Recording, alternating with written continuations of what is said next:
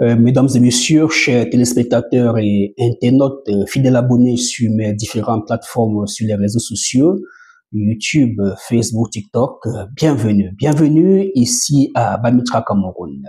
Makorel Joya est mon nom. Je suis phytothérapeute, docteur traditionnel et diplômé en santé de reproduction.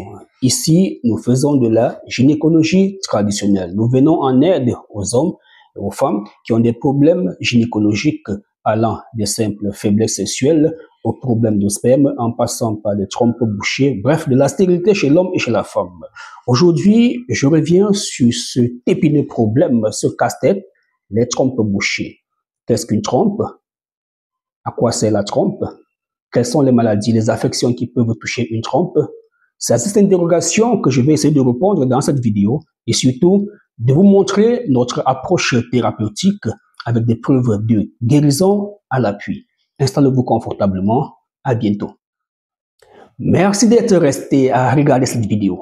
N'oubliez pas de vous abonner, ainsi vous aurez des notifications lors de mes prochaines vidéos. Likez aussi, ça peut permettre à la chaîne de grandir et d'aider plus d'une vie.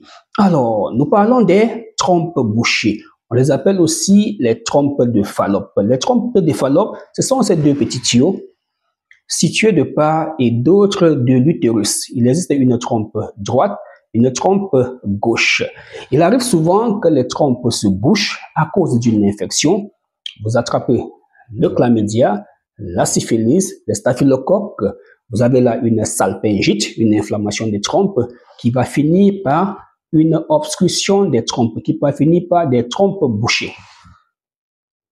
Vous êtes allé vous faire opérer à l'hôpital. Après l'opération, les caillots de sang, puisque lorsqu'on opère une femme, on va vite, on éponge vite parce que le temps court. Parfois, on n'a pas tout le temps de nettoyer. Ainsi, les caillots de sang peuvent aller se loger au niveau des trompes. C'est le cas lors de l'opération des fibromes et voire même de la césarienne. Alors, ces caillots de sang peuvent boucher les trompes et occasionner une obstruction. On peut aussi avoir ce qu'on appelle souvent des kystes au niveau des ovaires, et lors de l'opération des kystes, il y a des sérosités qui restent dans les trompes. En général, les trompes bouchées, on ne peut pas se rendre compte qu'on a des trompes bouchées. Seul un examen appelé hystérosalpingographie nous permet de voir la trompe. Il existe deux types de trompes bouchées. Les trompes bouchées par un liquide appelé hydrosalpins, dû à l'éclatement des cellules lors du passage d'une infection, et une autre obstruction bouchée par des résidus, par des tissus. La trompe peut se boucher juste à côté de l'utérus. On parlera d'obstruction tubaire proximale, ou loin là-bas, vers le pavillon de la trompe, on parlera d'obstruction tubaire distale. La trompe peut aussi se boucher dans la partie mince de la trompe, la partie isthmique. On parlera d'obstruction tubaire isthmique, qui peut être bilatérale d'un côté ou unilatérale un côté. Il est important de savoir que si une seule trompe est bouchée et qu'on est fertile et qu'on ovule normalement, on peut accoucher les enfants sans problème. Il est important de savoir qu'on peut faire une grossesse extra, perdre une trompe et faire un enfant avec l'autre. Malheureusement, les femmes qui ont souvent fait une grossesse extra et ont perdu une trompe se rendent compte que la seule trompe qui est restée, c'est encore bouché. Alors, est-ce que c'est possible de déboucher les trompes en médecine traditionnelle? Parce que docteur, on me demande d'aller faire une fécondation in vitro, d'aller me faire opérer. Docteur, il me reste une seule trompe, et cette trompe a une hydrosalpins. On me demande de supprimer cette trompe pour venir faire la fécondation in vitro.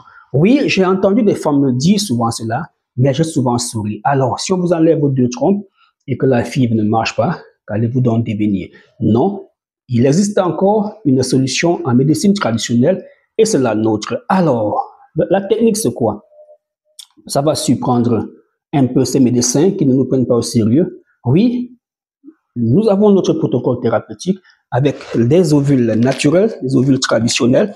C'est différent de ces ovules qu'on vous donne pour vous nettoyer. D'accord? Ce sont des ovules gynécologiques traditionnels. La femme va déposer dans sa partie intime le soir au coucher. Le lendemain, elle va faire la poire.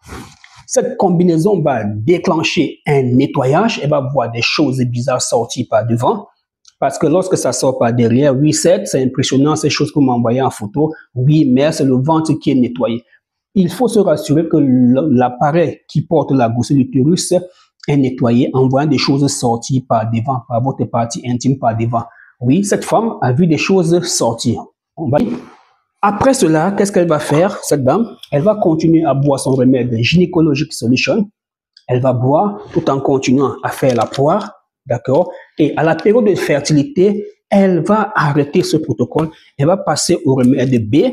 Le remède B va aider la muqueuse utérine à garder l'enfant à être propre. Le remède B va stimuler la fertilité, donc la glaire cervicale. Elle va donc boire ce remède B en ayant des rapports avec son mari.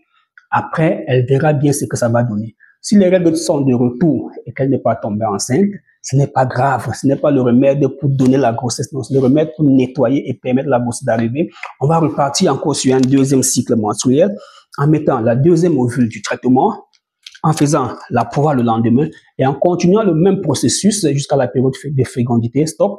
Passer encore au remède B pour la fertilité et attendre de voir ce que ça va donner. Si ça ne donne rien et que les règles sont de retour, on est au deuxième cycle du traitement. On va poursuivre jusqu'au troisième cycle. Et à la fin du cycle, de 3 cycles de traitement, on va rester tranquille, attendre la faveur de Dieu. Mais par contre, si on tombe enceinte en plein traitement, c'est souvent le cas, premier cycle, on est enceinte, deuxième cycle alors, on va contacter le docteur Joya, il va vous dire comment procéder. Oui, mesdames, si vous avez toujours des remèdes à boire, à purger pour déboucher les trompes, ça ne va pas vraiment marcher pour vous. Si ça marche pour vous, alors vos trompes n'étaient pas bouchées. La meilleure technique pour déboucher les trompes, on passe par devant. Si vous allez à l'hôpital, on va faire l'hydrotubation, l'insufflation en passant par devant. On ne va jamais vous mettre quelque chose par derrière là-bas pour nettoyer vos trompes. Non. Alors, n'appelez pas le docteur Joya pour dire à combien vous vendez vos ovules, vos sachets de remèdes, non. Écrivez-moi par WhatsApp. Je vais vous consulter, avoir tous les éléments sur vos antécédents gynécologiques, votre santé même, est-ce que vous êtes hypertendu, diabétique, après votre âge, votre corpulence. Après, je vais mettre sur pied un protocole thérapeutique avec des remèdes qui ressemblent à ceci ou pas ça. Ne vous fiez pas à ça, ne dites pas non, c'est pas ce que j'ai vu dans la vidéo, non. On pense à un traitement. Nous ne vendons pas les remèdes, non, non. Nous ne produisons pas les remèdes pour les vendre. On vous consulte, on discute avec vous, on tombe d'accord, on cale un rendez-vous, on appelle votre traitement, on vous donne ou on vous envoie. Nous expédions un peu partout dans le monde. Alors, mesdames et messieurs, faire une vidéo pour tout expliquer serait vraiment impossible. Est-ce que ça marche, monsieur Joya? Oui, ça marche. Regardons le cas de cette dame. Elle m'a contacté à cette date. On va lire, je vais lire pour vous. Je vis à Douala. Suite à un examen HSG, on a détecté une obstruction des trompes.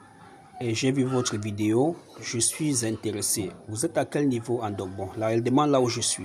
Elle va me contacter, elle va prendre le traitement. D'accord, regardez cette capture d'écran, on va voir la date ici. Et plus tard, une autre capture d'écran où elle a fait des examens et elle est bel et bien enceinte après un traitement. Oui, madame, c'est possible de suivre un traitement, de voir les trompes déboucher et de tomber enceinte comme cette dame.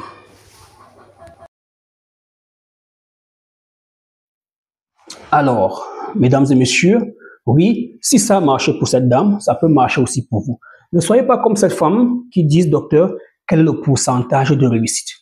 Et même si je disais, c'est à 99% efficace et que ce n'est qu'à un seul 1% inefficace, la personne chez qui ça n'a pas marché va dire, ça n'a pas marché pour moi. Nous étions 100, ça a marché pour 99 personnes, ça n'a pas marché pour moi, donc ce n'est pas efficace pour moi. Ça a été efficace pour 99 personnes, mais ça n'a pas été efficace pour moi. Donc, ne passez pas par les pourcentages pour évaluer un traitement médical.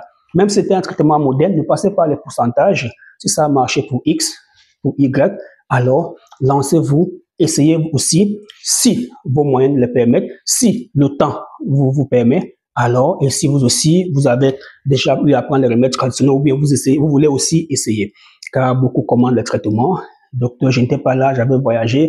Docteur, j'avais abandonné. Et c'est parfois que lorsque cette femme voit sur mon statut WhatsApp, une femme chez qui ça a marché, qu'elle me crie encore en commentaire, docteur, j'avais encore ce sachet-ci. Je peux encore prendre.